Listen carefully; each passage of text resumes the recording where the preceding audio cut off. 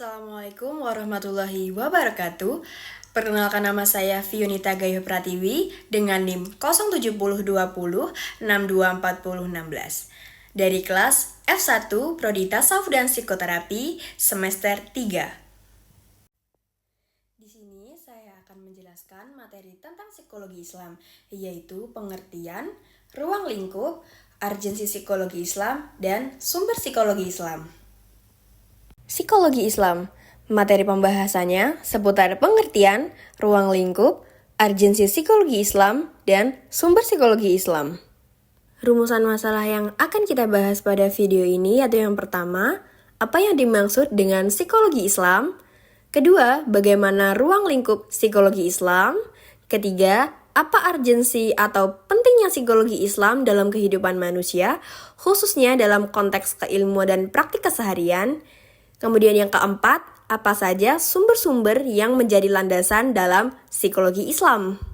Masuk ke pembahasan pertama, yaitu pengertian psikologi Islam. Secara etimologis, istilah psikologi secara harfiah berarti studi tentang jiwa atau study of the soul. Kata Islam berasal dari kata Arab aslama yang berarti tunduk, patuh, berserah diri, dan selamat. Jadi, psikologi Islam adalah ilmu tentang jiwa manusia menurut perspektif Islam yang berhubungan dengan perilaku dan tingkah laku manusia. Psikologi Islam adalah corak psikologi yang berlandaskan citra manusia menurut ajaran Islam, yang mempelajari keunikan dan pola perilaku manusia sebagai ungkapan pengalaman interaksi dengan diri sendiri, lingkungan sekitar, dan alam kerohanian dengan tujuan meningkatkan kesehatan mental dan kualitas keberagaman manusia. Lalu, ruang lingkup psikologi Islam. Ruang lingkup psikologi Islam selain mencangkup dimensi fisik biologis, kejiwaan, dan sosiokultural, juga meliputi dimensi kerohanian atau spiritual. Aspek ini merupakan wilayah yang tidak disentuh oleh psikologi barat karena perbedaan landasan teoritik. Dalam kajiannya, psikologi Islam memahami jiwa dengan mempertimbangkan tubuh, di mana kondisi fisik manusia mencerminkan keadaan jiwanya, sehingga ekspresi tubuh dapat dipandang sebagai manifestasi dari fenomena kejiwaan. Namun, untuk merumuskan hakikat manusia, psikologi Islam tidak berhenti pada kajian perilaku lahiriah maupun neurofisiologis semata. Tujuan utama psikologi Islam adalah menjelaskan manusia berdasarkan firman Allah tentang hakikatnya, sebab kompleksitas manusia hanya dapat dijelaskan secara menyeluruh oleh Tuhan. Dengan demikian, dalam pandangan psikologi Islam ada 4 dimensi yang terpadu pada diri manusia selama hidup. Yang pertama, dimensi ragawi atau fisik biologi. Kedua, dimensi kejiwaan atau psikologi. Ketiga, dimensi lingkungan atau sosiokultural. Keempat, dimensi rohani atau spiritual. Seperti halnya raga dan lingkungan sosial budaya tidak penting bagi psikologi, ruh juga bukan prioritas bagi psikologi, karena ruh adalah studi agama, terutama tasawuf Islam. Pembahasan selanjutnya yaitu urgensi psikologi Islam pada kehidupan manusia dalam konteks keilmuan dan praktik keseharian. Dalam ranah keilmuan, urgensi psikologi Islam terlihat dari kemampuannya mengintegrasikan prinsip-prinsip psikologi modern dengan nilai-nilai ajaran Islam.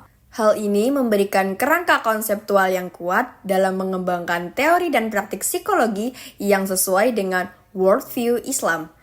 Penempatan psikologi Islam sangat membantu dalam membentuk karakter dan kepribadian peserta didik secara komprehensif, mencangkup aspek intelektual, emosional, moral, dan spiritual.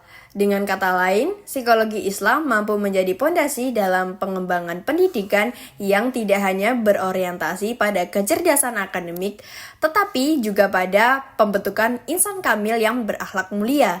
Dari sudut praktik keseharian, psikologi Islam berperan dalam memberikan panduan hidup yang sehat secara mental dan spiritual. Dalam praktik konseling, misalnya, nilai-nilai seperti sabar, syukur, tawakal, dan ikhlas dapat menjadi bagian dari terapi yang membantu individu menghadapi tekanan hidup dan gangguan psikologis dengan lebih tenang dan berdaya. Terakhir, yaitu sumber-sumber yang menjadi landasan dalam psikologi Islam. Psikologi Islam memiliki dasar epistemologis yang kokoh dan holistik, berdasarkan wahyu, tradisi keilmuan Islam, serta metode ilmiah yang sejalan dengan nilai-nilai spiritual. Sumber primer landasan tersebut adalah Al-Quran dan Al-Hadis, yang menyediakan panduan teoritis dan praktis dalam memahami berbagai aspek jiwa manusia seperti fitrah, nafs, ruh, khalq, dan akal. Itu dia pembahasan materi pada video ini. Kesimpulannya, psikologi Islam merupakan cabang ilmu yang berupaya memahami manusia secara menyeluruh dengan mencakup dimensi ragawi, kejiwaan, lingkungan, dan rohani. Perbedaan dengan psikologi barat yang cenderung menitikberatkan pada aspek fisik, psikis, dan sosial, psikologi Islam memberikan perhatian pada dimensi spiritual sebagai faktor penting dalam membentuk perilaku.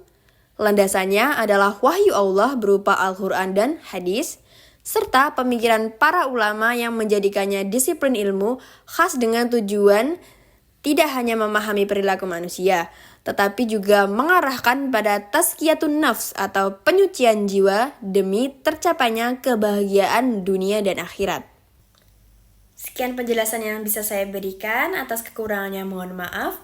Wassalamualaikum warahmatullahi wabarakatuh.